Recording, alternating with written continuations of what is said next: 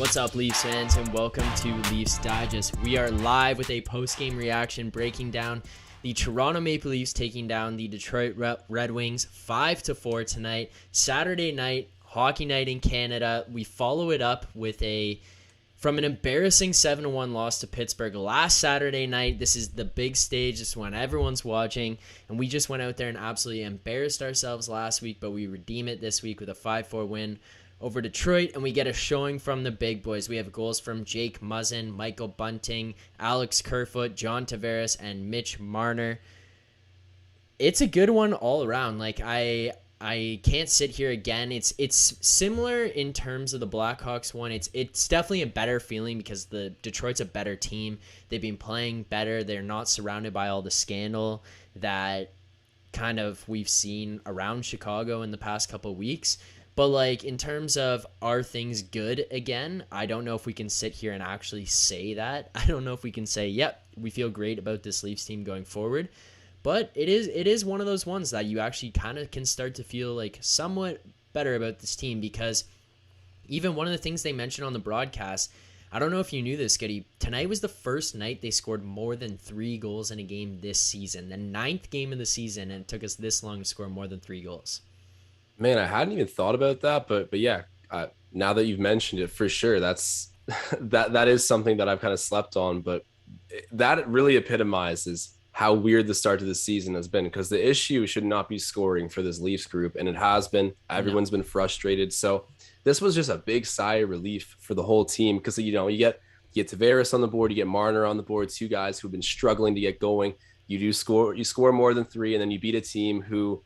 I know you can't really expect too much out of Detroit, but they're built pretty well. And I like to see the Leafs come out and face a team that's had success early in the season. So we got the dub. Everyone's feeling better. This was a good game. Yeah, and then we got Dylan Widiner in the chat. He says, no, it's not good, but at least they are actually playing. You're right. At least they are actually playing. It's a very interesting way to word it, but it's pretty funny and it's very accurate, especially when you consider the fact that when the Leafs lose games like they did, let's say against Pittsburgh in that 7-1 loss, it's basically like they're not playing. Like, they didn't show up. They didn't show up to play. They didn't show up mentally. They barely showed up physically. Like, they were just there. It was lights on, nobody home kind of situation, but you get them out there. They show up tonight, so it was good to see. They actually did play, like you said, Dylan, so it was good to see that kind of win. And then Robbie Josie says, big team win. Boys played well. You're right about that. Mile High 6. Raptors win. Leafs win. Good day. Argos won, but who cares about them? Let's put some respect on the Argos name. Ben and Riker are going to be working on Argos Digest soon for sure. a shout out to Frazzle, my man from the Raptors Digest live chat, hopping into the Leafs Digest live chat. This man is making it rain tonight. Thank you, Frazzle. You are an early legend in this Digest media group. You are awesome. Thank you so much for tuning in. And I am putting in that OT, as he says in the super chat. And you know what's funny, Phil? I was going to go to the Argos game tonight if I didn't have any live streams on. So apparently I would have been preview to a win. But you know what? Here I am sitting in front of my camera, enjoying some sports, talking with you about the games, and we got a great crowd already in the live. So thanks to everyone who's already viewing.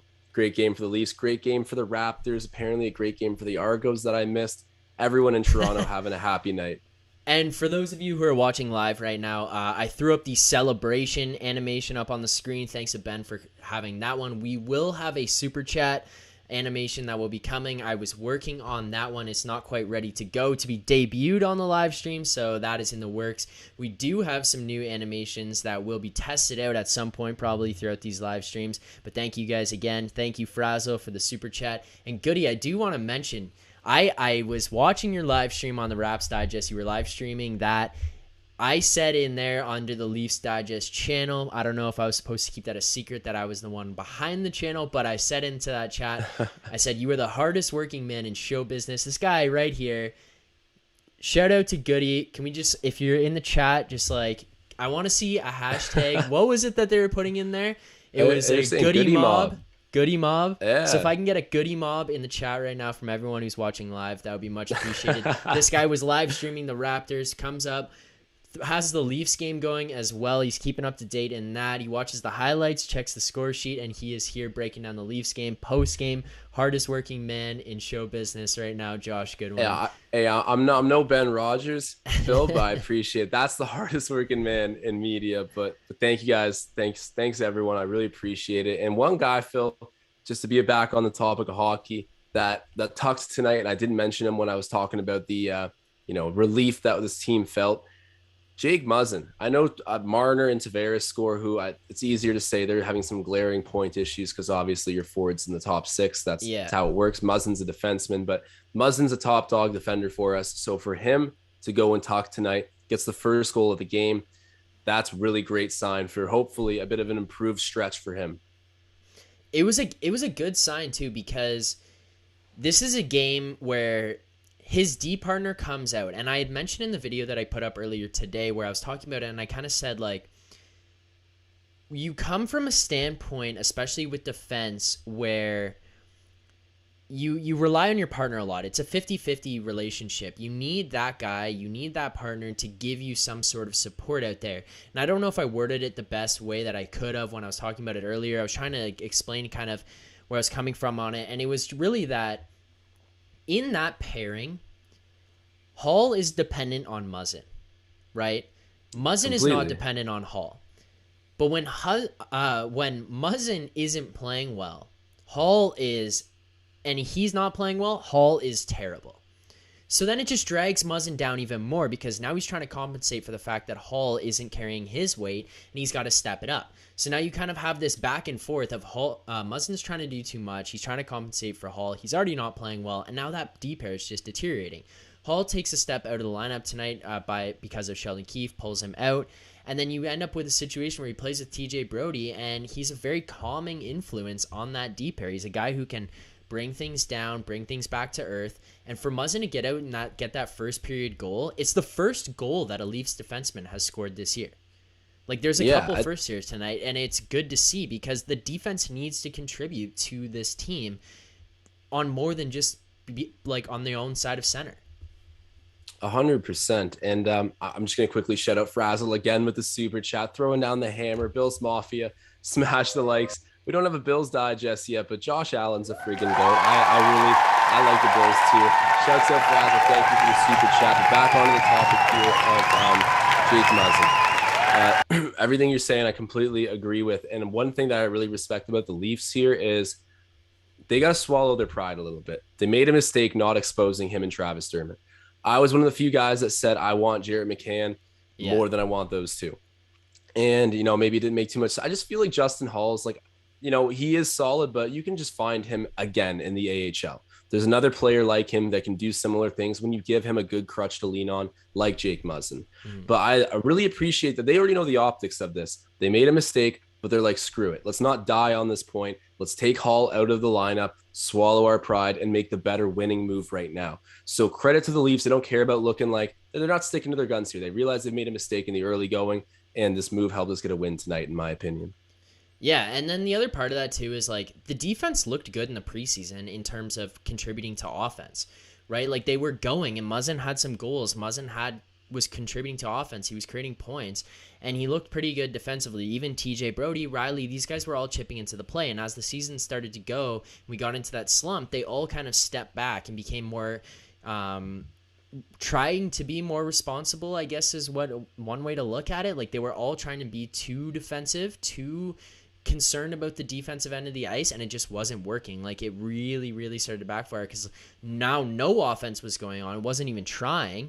And then it was just, okay, now you're not playing good defensively either. Now we have nothing. So it's a small step, and it doesn't mean that things are perfect. Things are all fixed right away here. But just to see that Jake Muzzin was able to get that goal, it's got to be good for his confidence too. Like, there's no way that he's not feeling good about big that time. And I he's a veteran player, right? So be nice to think that nothing matters to Jake Muzzin. He's been there, done that, won the cup, been on different teams, played in both conferences. But the reality is players, no matter how old or experienced you are, need confidence, and it's contagious, right? Yeah. Guys are getting a bunch of different monkeys off their back this game. We saw 3 different dudes, and then collectively as a group, first time you score more than 3 goals, as you said earlier in the live, Philly.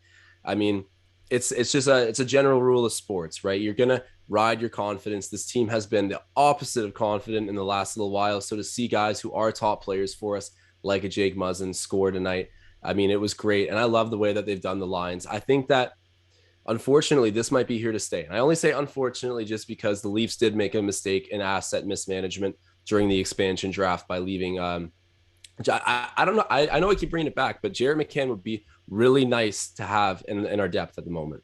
Yeah, no, you're not wrong. And the other part of that too is like it looks really, really bad right now. McCann is doing pretty well in Seattle. He looks pretty good there, but it's not even necessarily about how good he looks. It's about how bad Hall looks. Like Hall has I looked agree. terrible. Terrible. It's so replaceable. He's so replaceable. And quick shout out to people in the chat here. I've had a few join us. Jason Thompson, he's been riding with this chat for a while. What's up, Jason? Great to have you back in here. Dyslexic with the goodie mob. Appreciate you, Dyslexic. Just a bunch of people hopping in, greeting us. And Donnie Prosco, hope you all are well. This is quite a nice Donnie? Message. Yeah, I did not expect that. You know, I would expect Donnie to come in here and you know, try to rain on us a little bit, celebrating a Leafs W, but shouts out Donnie, giving us some props, hoping we're well. Hope you're well too, Donnie. Thanks for tuning in. And then Gordon Graham saying Liljegren looked sound and confident tonight. I didn't see all of the game because obviously I was doing the live stream for the Raptors, but I've only heard positive things about Liljegren coming back right now. And I mean, he's been a great prospect for us for a while. So to give him the shot now keeping Justin Hall in the lineup is doing us no long-term favors. Give Liljegren his chance. Apparently delivered tonight. I'm excited to see what they'll do because I'm sure the defensive lineup's going to stay the same pretty much for the next little while, so long as we're winning.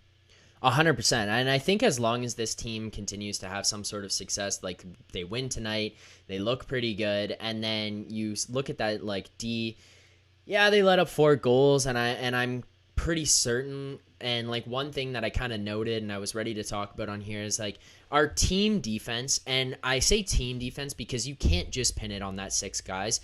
It's the team all around. When you watch the breakdown of kind of how that game ended and the goals kind of started piling on for Detroit there. And even one thing I look at specifically is like Toronto scores the last goal of the first period and Detroit comes out and scores a goal early to tie it in the second. And then Toronto shuts it down kind of for the rest of the second. We go up 2-1 with a late bunting goal at the end of the second. We come out quick. Kerfoot grabs the first goal of the third period a minute in.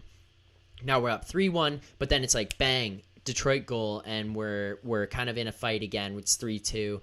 We go up 4-2, and now it's 4-3. And it's just, I understand. It's hockey. Like, it happens. Guys score goals, and it happens at a rapid rate, and sometimes it's high scoring like that. But when you finally get a game where you're just going to start amping it up and start scoring, sometimes you just need to shut them down, suffocate them of what they can do in terms of responding. And that comes from the team as a whole. It's not just defensively on the 6 guys. It's on the unit on the ice. It includes the forwards. So tonight they kind of just need to lock that down going forward. They hold them off tonight. But like for that 6D, just like you said, keeping them together and rolling forward, they looked pretty good tonight. I really do think so.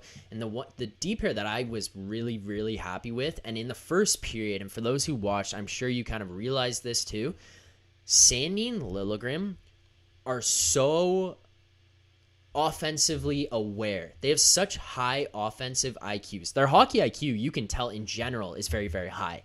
But that offensive IQ from those 2 guys that play defense is so beneficial to this team as it goes forward because they create so much. There's such threats out there. They're not afraid to shoot.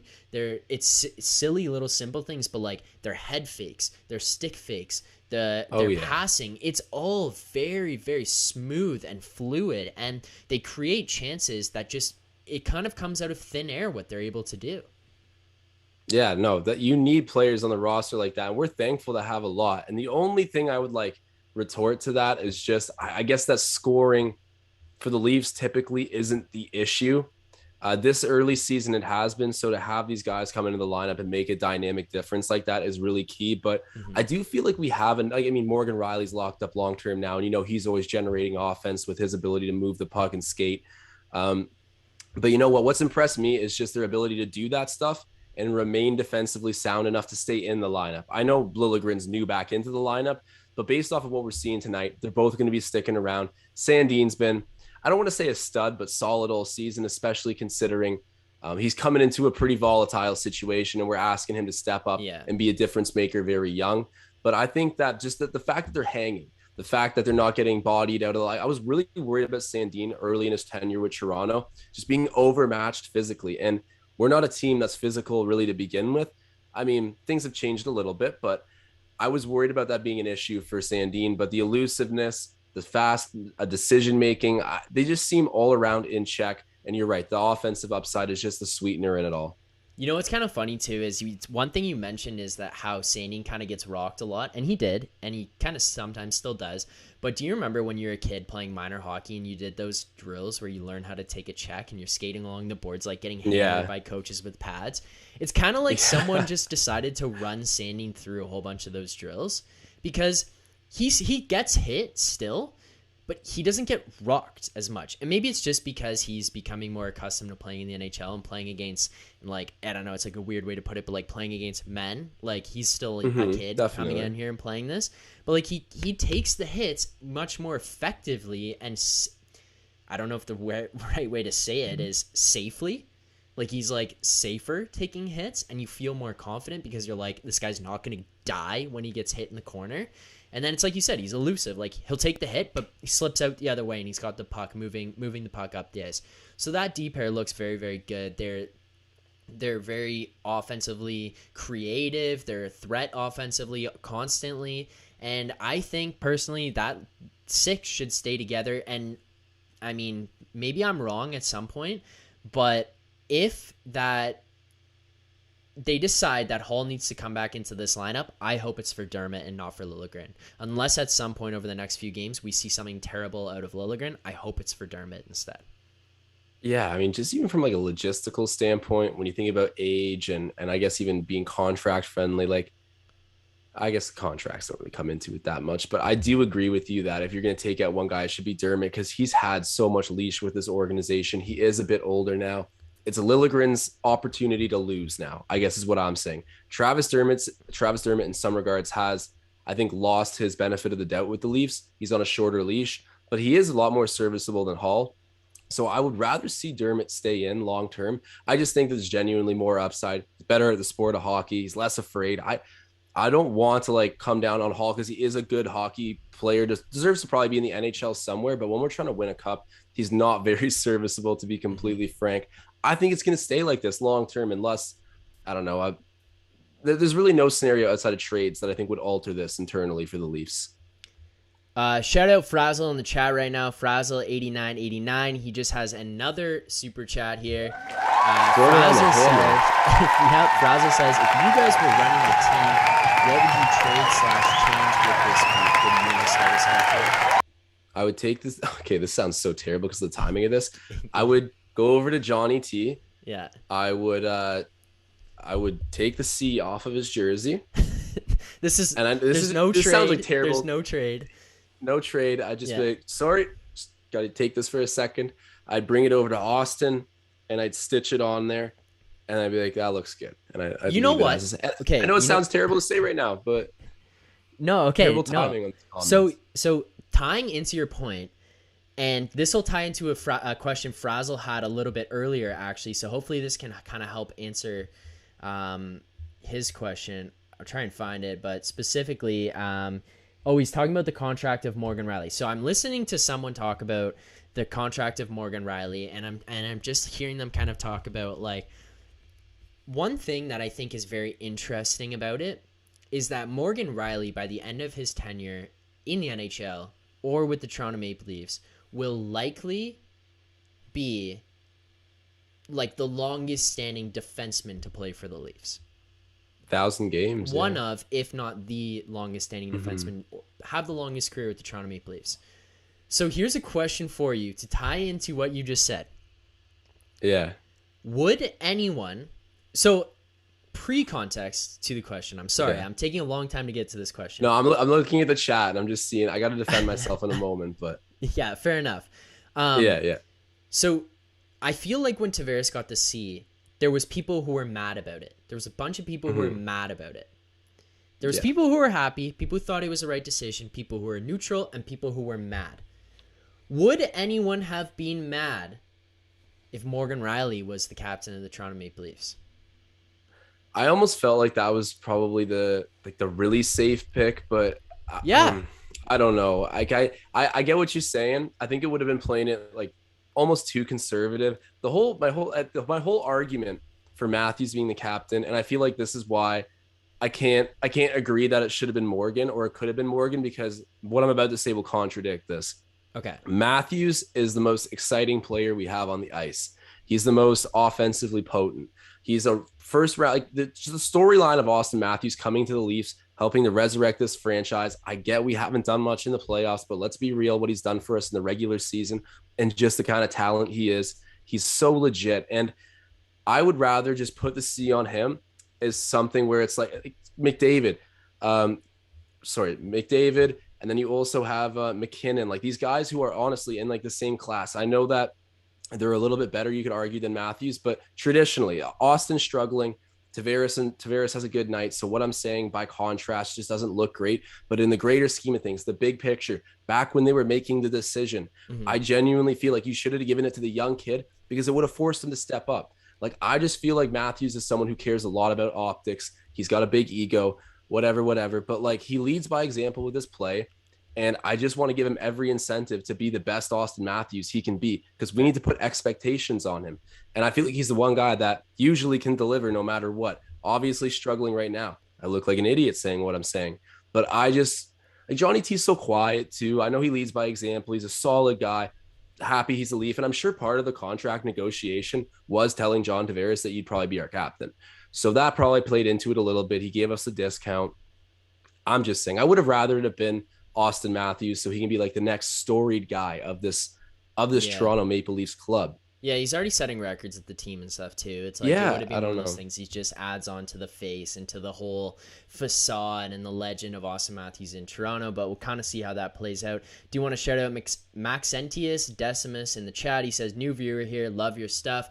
And with that, I just want to remind everyone, we did just hit 1,000 subscribers, but if you are not subscribed yet, make sure you subscribe right now. We are on the road to 2,000 subscribers. So every subscriber along the way counts. We appreciate all the subscribers. We appreciate all the love. Thank you guys for that. And I'm certain that this stream will be absolutely lively once we start to approach 2,000 subscribers again. When we were on live and we hit 1,000 subscribers, that was one of the most electric moments I can remember in the past few years. Oh, that was crazy. That was nuts. Josh put down $100 for the Leafs to win the cup this year. It's looking good now. We were feeling it. We were feeling pretty good about that. The Leafs now 2 wins in a row since Josh put down $100. No more panic buttons, so we're all good there. And then I do want to say Donnie Brasco says in the chat again, and this is a legitimate comment. Donnie not just taking shots at the team or at the boys here. Donnie says this team plays a legit playoff team on Tuesday. He's right. We play Vegas on Tuesday. Vegas is one of those teams who is pretty legit. I can't deny that. It will be a good test. They're not playing that well right now. They're kind of struggling a little bit, but they just went and grabbed Michael Amadio off of the Leafs waivers, so that'll be interesting for him to be coming back. I don't know. Vegas is also, I don't know if you've seen this, Goody. We're not Vegas Digest here, but Vegas is in the sweepstakes for Jack Eichel, and talks have heated up for them to acquire Jack Eichel. I wouldn't mind seeing that. That'd be kind of cool. I don't dislike Vegas as a team. I think everyone sort of cheers for Vegas just because of the electric first season they had. That'd be a cool storyline to see. But I am hoping the Leafs take it to them when they play. And they are a legit team. I mean, their record right now is I'm pulling it up just to see. They're 4-4, but still, we know that Vegas is just like legit. Like they've shown it in the playoffs time and time again. And I quickly just need to sidetrack to this other comment. Honking Antelope in the chat saying Landeskog is the captain. Yes, my bad. I messed that up. He's only McKinnon's only an alternate. That's my bad. I don't even know what to say there. I still want Matthews as captain. I'm going to stick firm to that. But yes, pointed that out. That is true. Correction there. But yes, we'll get a better test against Vegas. But I don't know. Like the Leafs start to the season has been a mystery to me in general. Like we've struggled against not so good teams. I don't think there's any like rhyme or reason or scientific thing going on. It was very mental in the beginning. Now that we're starting to turn the page and actually get everyone, I guess going is a fair way to put it. I'm not really afraid of a top team because in my mind, when everyone is going, we are a top team. So bring on Vegas, burn the boats, Phil. I'm not worried. I do want to sidetrack a little bit away from that right now in terms of who we're playing coming up. One thing that I noticed tonight, and I was kind of thinking about when I was watching, is like before we went and acquired Campbell, every year you sit there with a situation where you have a starting goalie, a legitimate starting goalie in Freddie Anderson, but he's still a guy who can really make Leafs fans nervous. He's one of those guys who could be playing incredible and be one of the best goalies in the world, or he could be one of those guys who is terrible on just a night-to-night basis and give you the shakes because no matter how good your team is playing in front of him, he's not performing. And then we are faced with a situation where if he's on a cold streak, whoever the backup goaltender that's going in was just garbo, and you couldn't trust them at all. Now we go into a phase where you get Campbell, and you kind of still see that situation where, okay, Freddie's not going. Can Campbell be the guy to step in? And it was all these questions. Can he do it? Can he do it? And then finally last year we have Campbell absolutely flying and playing incredible. And then it was almost that counter of like, okay, can Freddie go back in there? Can Freddie back him up? I don't know. Now facing this year, we have Campbell leading us off, who has been incredible. Electric. Mrazek, who I believe that tonight was his second game that he's played this season. I know he let in 4 goals, but I've got to be honest, he's a bit chaotic, and I can't deny that. The way he plays is a little bit frantic, sporadic maybe, or he's kind of just here, he's there, he's like all over the place. It's not a calming style of play, but if he can just help get wins, then I feel pretty comfortable with him going in net. Because here's one thing, and it's such a cheesy way to do it, and it's like, how do you win hockey games? Score more goals than the other team. So if the Knights Mrazek can go in there, he can just save one more and let in one less goal than the other team. I can be so content with this guy being the backup goaltender to Jack Campbell, because Jack Campbell, taking the words right out of your mouth, is electric. This guy is electric, and the guys love playing for him. So it just makes you feel so good to watch this guy out there. Yeah, Jack Campbell in a Leafs jersey, where has he gone wrong? The answer is nowhere, and it's off the ice, on the ice. I mean, Jack Campbell all around has been a huge acquisition for this team, who's going to need to get paid this offseason, which will be an interesting discussion, because I think even if he has a great season with us, let's say we don't win the cup or whatever, let's just pretend. If that happens, then where are people going to be valuing Jack Campbell? Because I think there's still going to be this weird little stigma where it's like, nah, like he couldn't be the guy. He couldn't be worth giving some money to in the off season. Like, let's go find someone else. I kind of do agree that paying out goalies big contracts, not necessarily that Jack Campbell's going to get a huge one. It can come back to bite people. It seems like you're almost better to just cycle through goaltenders and focus on the guys in front of them. Yeah. But I like the tandem we have right now. We'll deal with that problem when it comes, but Jack Campbell's been nothing but great for the Leafs. So I hope people are starting to become convinced of his long-term value for this team. And then Peter Mrazek, if you look at his track record, he is a really good goalie. So to put him as a second string, I'm comfortable with that situation. I'm happy about it. And frantic is actually pretty correct for that, but at least we can offset it with Campbell, who I feel is pretty consistent and like calm in the net. Like, he doesn't get shaken too easily. He's pretty textbook when it comes to squaring up the puck. It's offsetting styles. It's okay. And I do want to say, Donnie is just having himself a field day in the chat right now. Donnie says, didn't Campbell get lit up by a playoff team?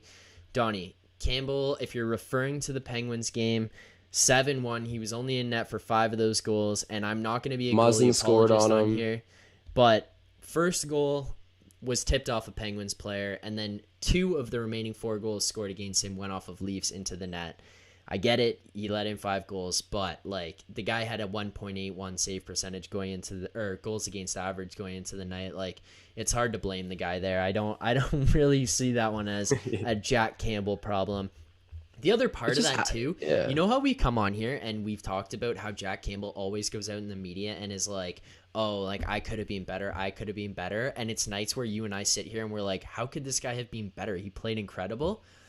If you go watch the interview after the Pittsburgh game, Jack Campbell basically says like, I think I played pretty well tonight, which is a pretty telling tale for like how bad the team was. Like, no, what a chess move by Jack Campbell, right? Like you're very humble. When you do play well, you always deflect like the credit to your guys and everything, saying, oh, you know, I could have been better. Like they played good. Like it, you know, trying to just to wear the blame, doing like obviously kind of the hero move. He knows he isn't the issue, but the more he acts like he could have done more, it paints that collective picture of accountability, which I really think we need. And it's great to have Jack Campbell doing that. So when something does go wrong on a night like that, for him to be blunt about it and be like, I thought I played good. I like the realist in Jack Campbell there. That is funny. I never saw that interview. Yeah, it's pretty funny, especially the fact that he just stepped up and says that. Donnie Brasco says he was referring to in Carolina, when he played in Carolina. Again, Campbell only let in 3 goals that game. 4th goal was an empty netter, so I don't know if that's necessarily being lit up, but I mean, if you see it that way, fair enough. I'm pretty sure he also had like a 920 save percentage in that game. If I can check my notes real quick. I don't know if it was necessarily a 914 save percentage. He made 32 saves. So I don't know if that's necessarily a problem there. Going back to tonight's game, though, there was a couple plays that absolutely stood out to me, and I kind of want to get into our power play of the day.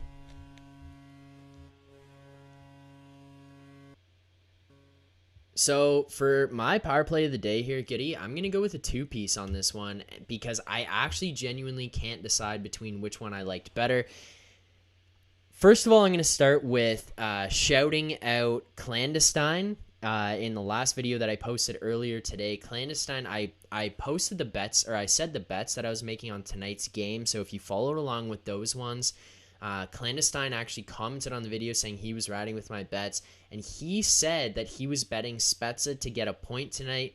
Well, we combined for some wins on the bets because Michael Bunting scores on the power play from just a nasty pass from Jason Spezza with about 20 seconds left in the second period.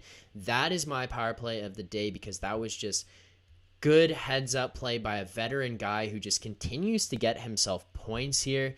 I think it's like he's someone who just continues to prove he is probably on the best contract in professional sports, in like all of professional sports, other than maybe McKinnon's deal in Colorado right now, because that what does McKinnon get paid? What's McKinnon?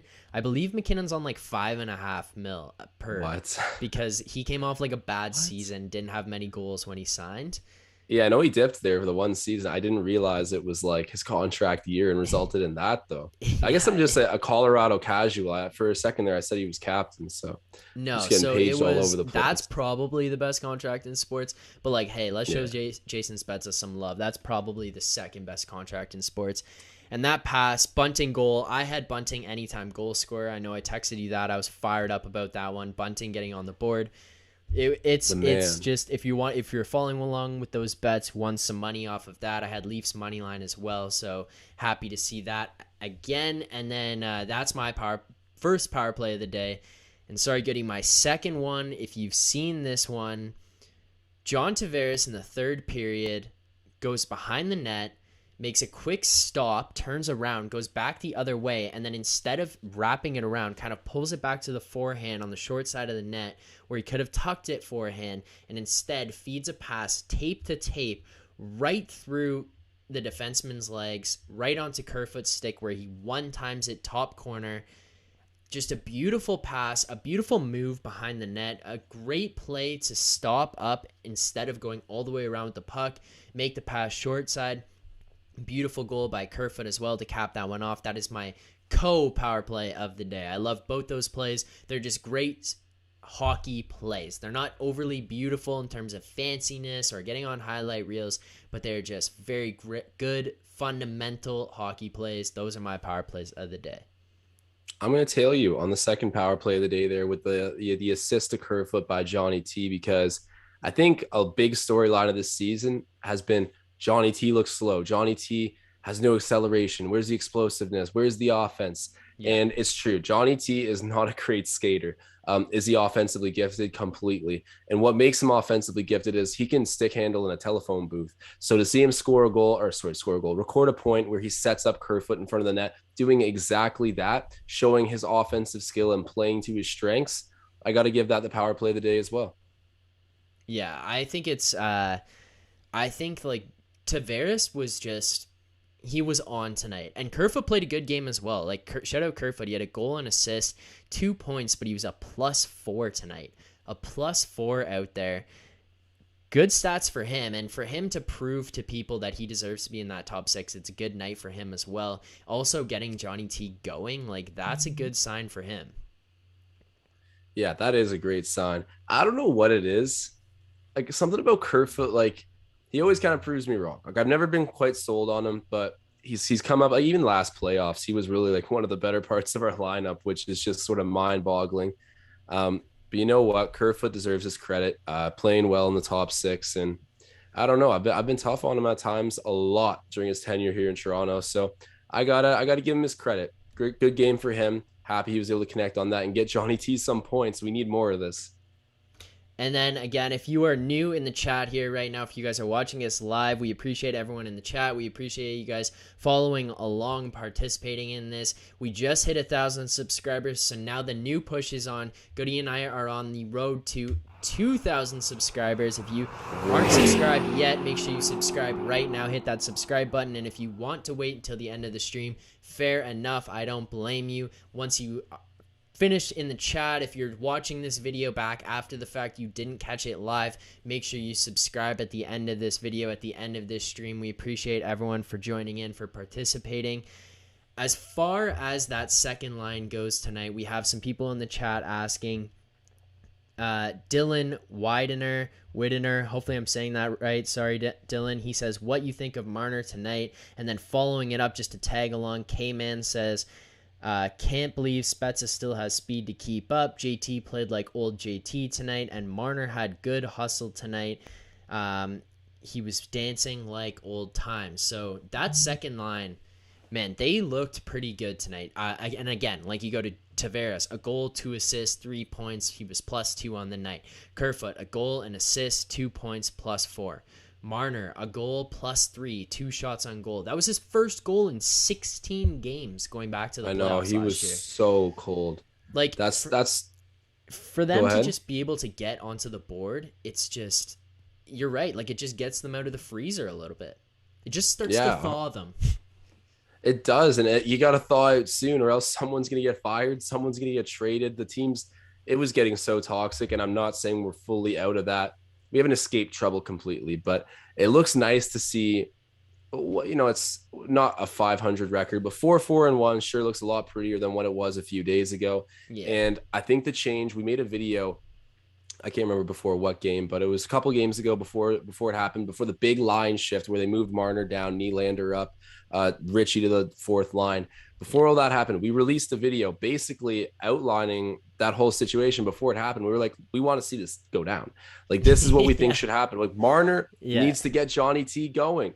And you got to see a little bit of that tonight. I'm not going to attribute everything Johnny T did to Marner, but clearly they're playing well together. We've seen it before. So for two guys to be struggling, get on the same line together and break it out and get the win, this is sweet. This is sweet. We just need now Matthews to get on his horse and start scoring more. I'm actually curious. I got to check this out to see how many shots Matthews had tonight.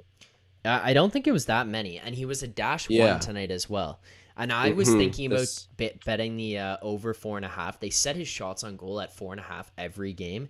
And over the past couple, I've just stayed away from it. I've been a little concerned because, like, he just hasn't had that. I don't know. He hasn't had the jam. Like, he had it or I guess it was mostly just tonight I stayed away from it. He just, like, didn't have it going. Like, against Chicago, he had the fire mentally and physically, but he wasn't shooting the puck as much still. And then it was tonight, I was just like, no, I'm staying away from that one. It was also minus odds on him over a 4.5, and it's just like... Well, and it didn't hit. He had 3.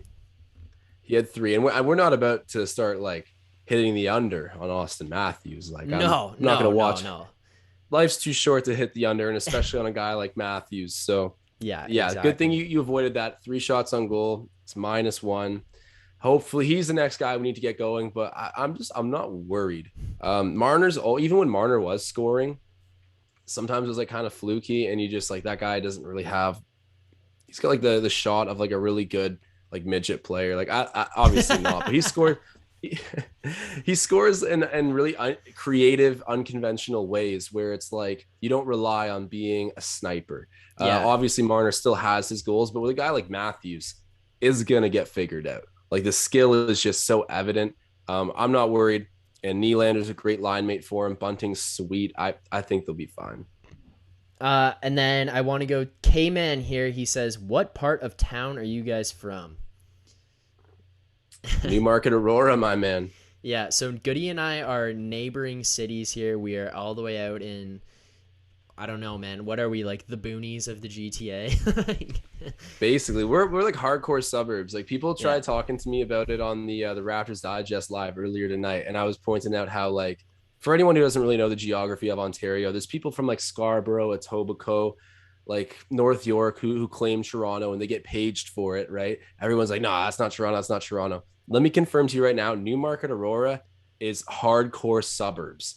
This is like definitely not falling within the Toronto region, even though it's the greater Toronto area. I'm sure most people in the chat know this, but just for anyone who's not familiar with Ontario geography. Yeah, and like one thing that I think is funny just to tag onto that is like if you go on vacation somewhere, I think the easiest thing to do is tell people you're from Toronto.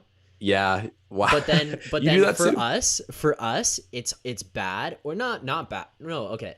It's bad. I It's not do it. embarrassing when you say I'm from Toronto and the person says, "Oh, where? I'm from Toronto." And you're like, Aurora, Newmarket." And then they're like, "Oh, like not really Like, Toronto." You're like, "No." like what? No. It's the But like to suburbs. anybody else, they're like, "No."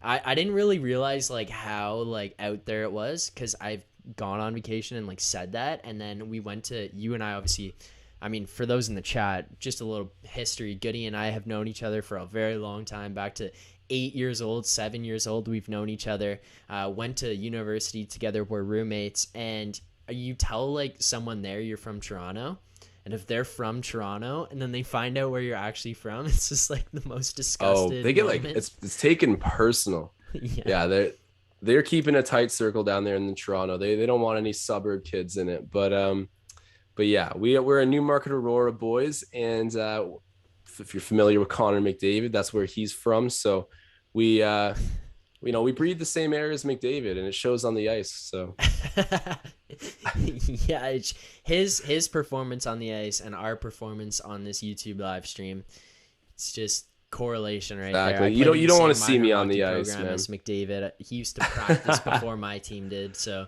Yeah, would have something gone to the rubbed show if I off. didn't blow my knee out. Yeah. Yeah, exactly, exactly. Would have gone pro if it wasn't for the bum knee. But yeah, as far as tonight goes, especially with that second line again, we got people talking about how well Marner played. Tyler Woodfine says Marner played amazing, and that free goal he got was just the result of him working hard and being on top of every play. Tyler, I completely agree. It was one thing that I noted too watching that game is like that's a cheesy goal. It's one of those cheap ones, but it's one of those ones where you rely on the saying of they don't ask how, they just ask how many. That's a perfect example of that right there, because this guy, it's not the prettiest goal.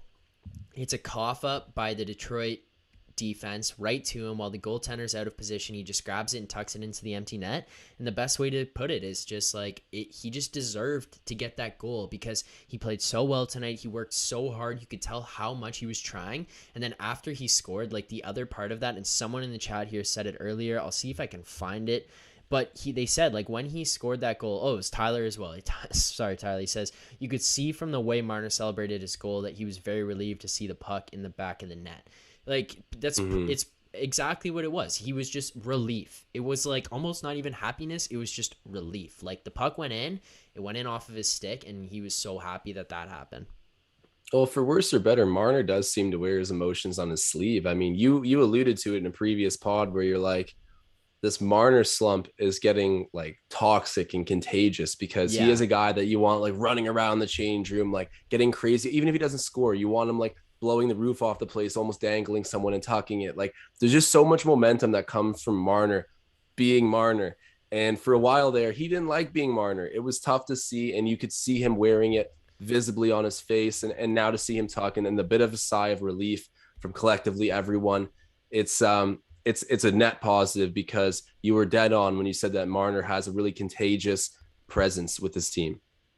Yeah, and then it's just like it's the personality, it's how he's going about his day to day. We see what it's like in the media, but you don't know what it's like in the room. Is he being like that in the room? Is he being really down?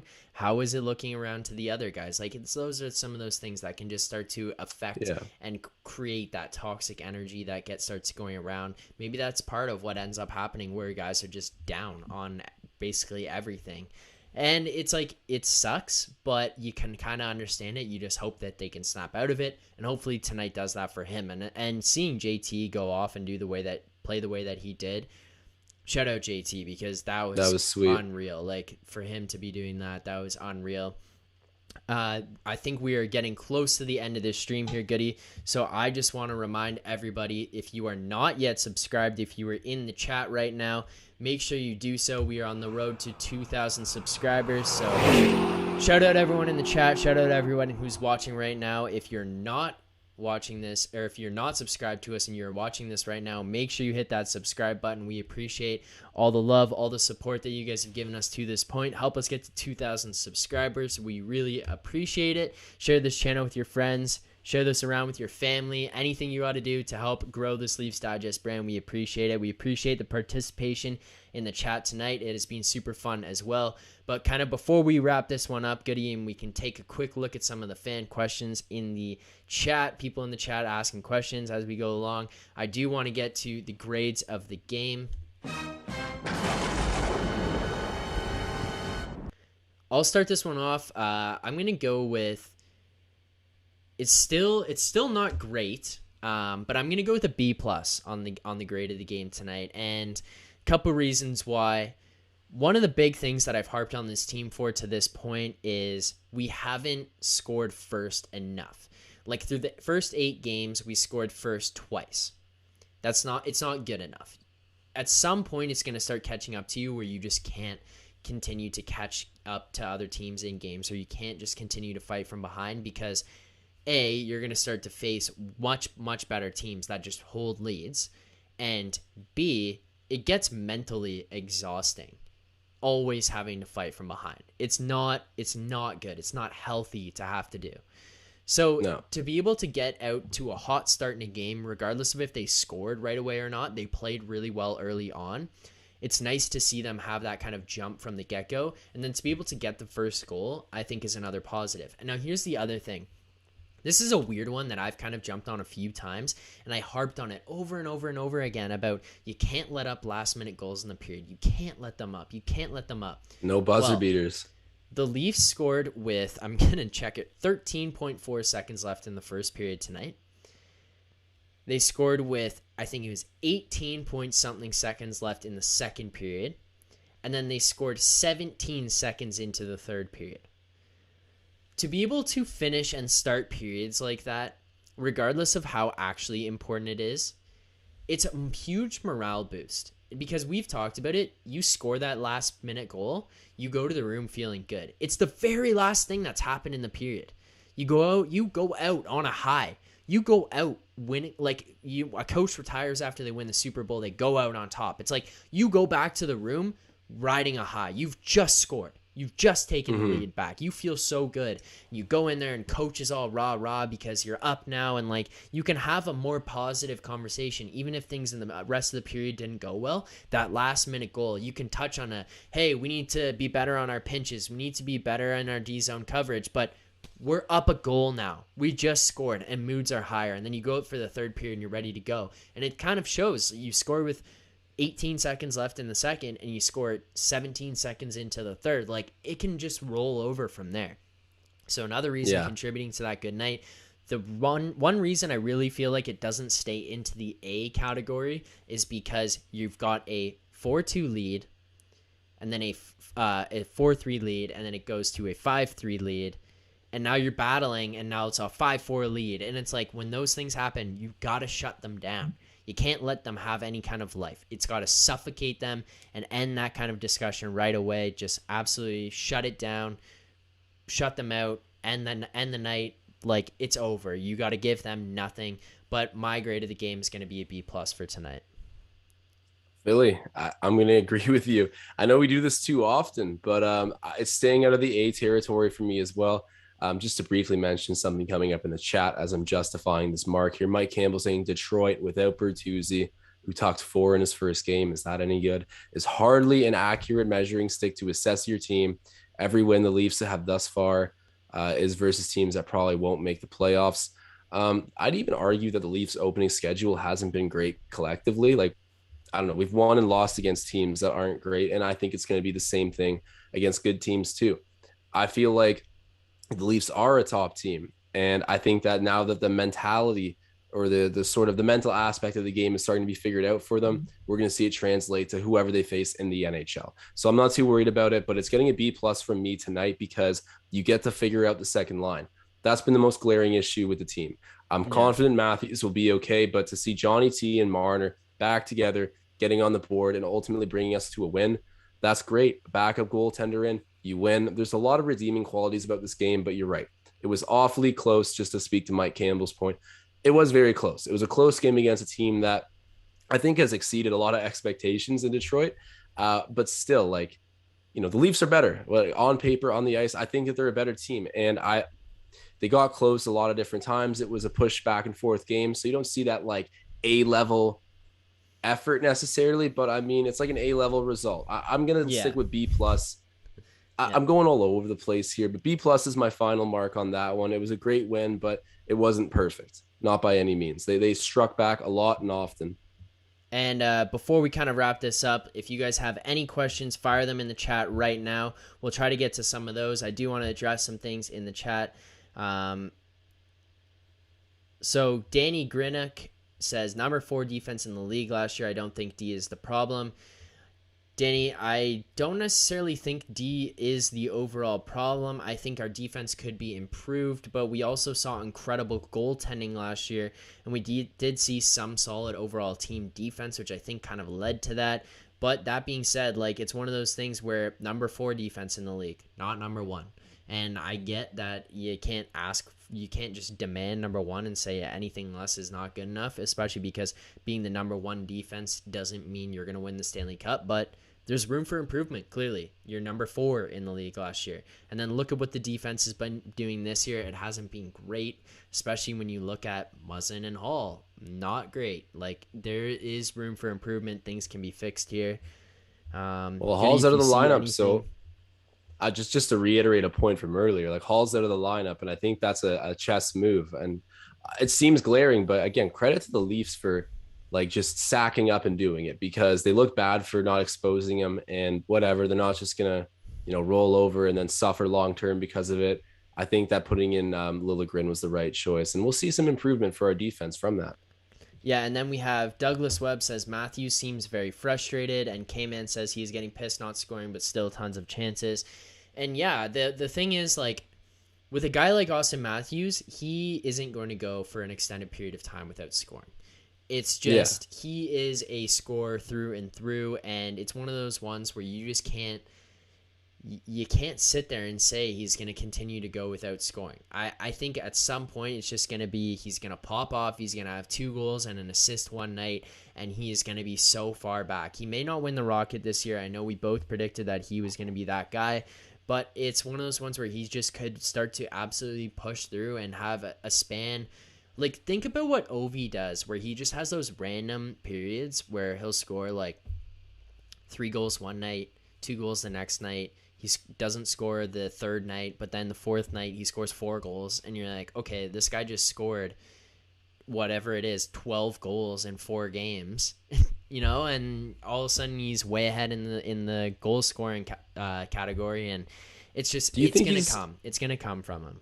I gotta ask you this. This is just like so off topic, but I'm sure every hockey fan like periodically thinks and talks about it. I was talking with my buddies about it this morning.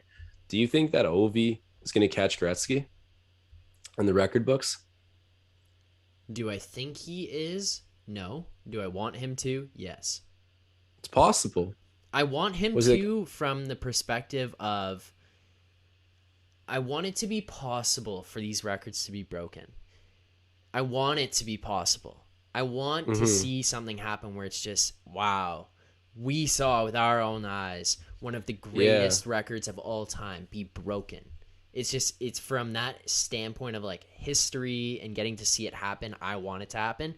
Do I think so? It's really hard because truthfully, COVID really screwed up and hurt his chances. Lockout seasons, man. Like Ovi hasn't had the best luck getting in the lineup. Not getting the lineup, but having a league that was consistent with offering him 82 games. If it had, I think we'd be looking at a much more realistic situation for sure right now. Mm-hmm. But you know what? Just the fact that hockey in the Gretzky era was just, I mean, credits to Gretzky, he's the GOAT, but I just feel like to do it now is such more of a statement record, more of a testament to like the skill and the quality of opposing competition.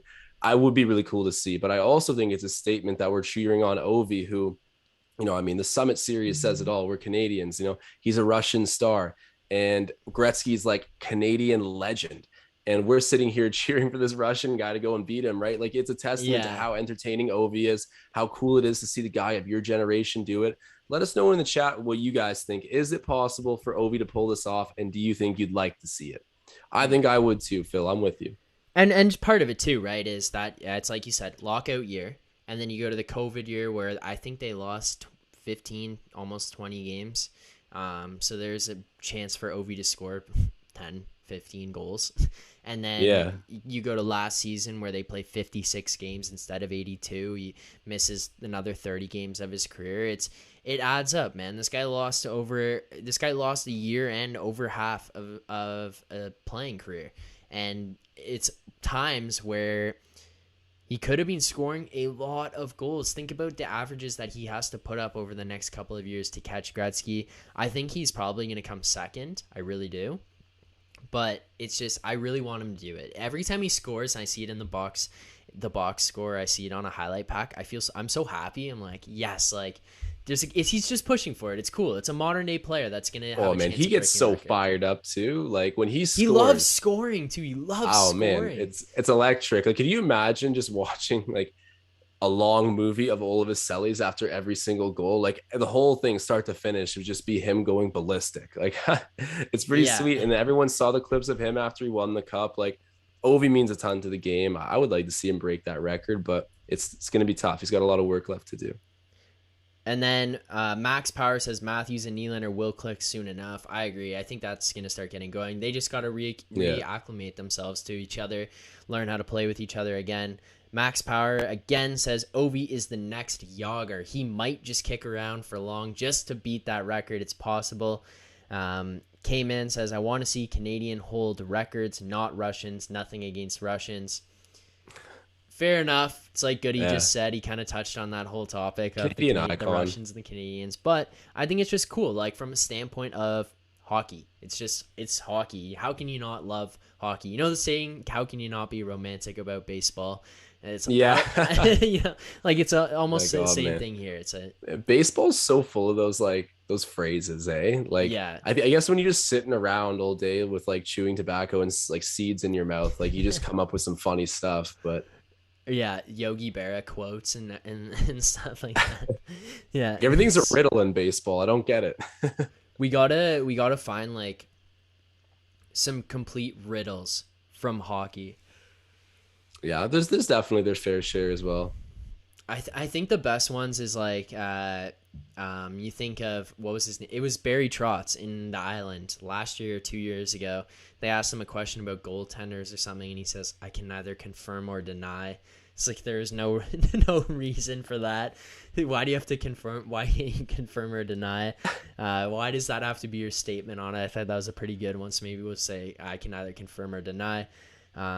And then I also go ahead. I was gonna say, I love how Babcock, one of my buddies, is a killer impression of him, and one of the things that he always does when he's bringing up Babs is he's like, yeah, he's a great player, but he's got to do this to be on my team. And it's just like he always refers to it as like my team, my lineup. If he's gonna do, he does this, he does that, but he's got to do this if he's gonna be on my team, my Yeah. lineup. It's Yeah. just I don't know, man. Old school hockey's funny to listen to, and it seemed like in the last little while, people were kind of like missing Babcock. I don't know. People are like, oh, Babcock's laughing at home, like firing Babs was the biggest mistake. And this was a lot of these comments came out after that 7-1 loss in Pittsburgh. So I get it. We were like going through some dark stuff together, but I'm not a Keefe guy either, but Babs had to go. You know what quote from him that I really liked is always, What? well, not when he was saying them I hated it, but now looking back I loved it. Is when he always says the ones about he's 6 foot every day, 6 foot every day of the week. Or the other one was like why do people say that stuff? yeah, I know. The other one was like he's got a family and stuff like that. He always like referred to the guy as like he has a family because the guy like has to come here and work hard and like put on his boots and stuff. He's like he's got Such a an family, old time hockey thing Yeah. to say. These are like baseball quotes almost. Oh, And shut up, Chad Jim. B coming in with the mathematics here. Ovi must average 33 goals for the next 5 seasons to beat Gretzky. When you put it like that, I mean, it's still crazy, but it sounds kind of feasible. The thing is too, he could just drop like 40, 45 this year. If Exactly, okay, make up ground. tell me this. If Ovi put up 45 goals this year, would you be surprised? No, I'm never Yeah, surprised, Ovi. neither would I. If he put up 45 this year, 40 next year, I mean, it's a dumb statement, I get it, but like the average of number of goals that he has to score over the next 5 years just starts to drop. And I really wouldn't put it past him to score 40, 45 this year, 40, 45 next year. Like, I don't see the guy slowing down.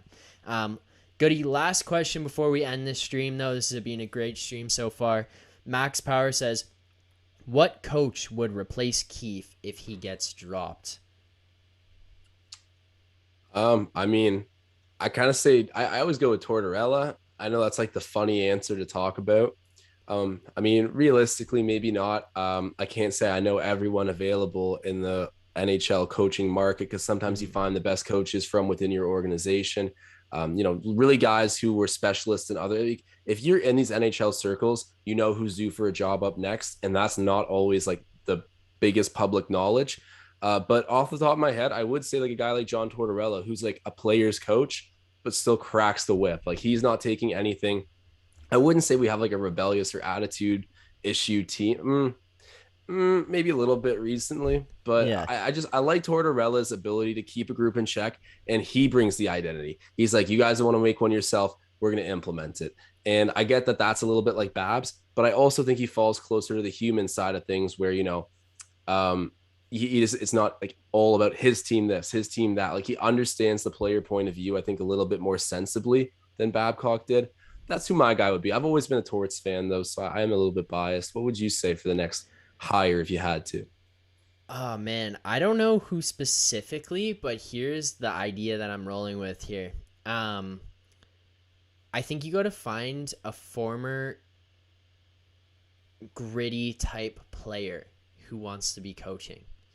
Like a Rod Brindamore would be so good, but obviously he's already killing it in Carolina. Yeah, because, okay, look around the league. So poor timing on this one, but like Quinville used to play in the league. Mm-hmm. Rod Brindamore, apparently everyone in Carolina just loves the guy. Works him. out with the team. Craig Berube going into St. Louis. Rick Tocchet when he went into Arizona. Like, He's on TNT now, isn't he? Yeah, he's on TNT now. So maybe they pluck him out of TNT. Need to offer him some nice money to get him out of that seat. They've got some money. But it's just, if you can bring in, and I would be kind of careful about bringing in a former Leafs player to coach the team, especially if they're a legend. And I'm saying this because I'm seeing some people in the chat. Max Power says Killer, Dougie G. Chad B says Ty Domi. The reason I would be scared, or not scared, but hesitant to bring in a guy like that into coaching this team is because of their legacy with the Leafs as is. You don't want to tarnish that, because this could be a guy that turns from like fan favorite to I hate this guy, fire him, why did the Leafs ever do this? And then you're just sitting here like, I hated him as a coach, I loved him as a player. So well, you know what that reminds me of a little bit, and I'm going like different sport. example here is the Magic Johnson situation with the Yeah, Lakers. with the Remember Lakers, that yeah. famous meme where it's like, I'm not gonna be here. Yeah. And and I mean for a That's guy one of who was my like, favorite quotes. I'm not gonna be here. yeah, exactly. And you know what? I mean, for a guy who was, oh, I mean, arguably the greatest of all time, emphasis on arguably, lifetime Laker. I mean, it's magic, right? Like Yeah. he's the man in that city. And so for him to kind of have like there's a really awkward and like weird exit like that. And then as soon as he's gone, they win the championship. And I know a ton goes into that, but Yeah. I feel like it was a weird look even for him. Obviously, he's had the kind of career where it's like you're never gonna forget it, or let something that happened today overshadow what he did back then. But still, you'd hate to see it happen with, like you're saying, like a Dougie G or a Ty Domi. Not really not wouldn't be fun to ruin some alumni legacies and the public opinion. Toronto's a fishbowl, man. Everyone's gonna be critical regardless of how you're doing. Yeah. It could be tough. So, but yeah, I think a former player. But Goody, I think it's about time to wrap this one up. So I just want to remind everyone before we head off here, if you are not subscribed already, make sure you do so. We are on the road to 2,000 subscribers. Every single subscriber along the way counts. You get to see Johnny T's head rolling across Toronto on a Maserati until we get to that 2,000 subs. And then I'm sure Ben will come up with something creative, pick a new player, and put him on another sick car riding through the city of Toronto. So until we get to that 2,000 subs, you guys can help us get rid of Johnny T on the Maserati. If you don't like Johnny T on the Maserati, help us get to 2,000 subs. Subscribe to this channel, send it to your friends, share it around, tell them to sub, and we will find a new player and a new car to be riding through the city.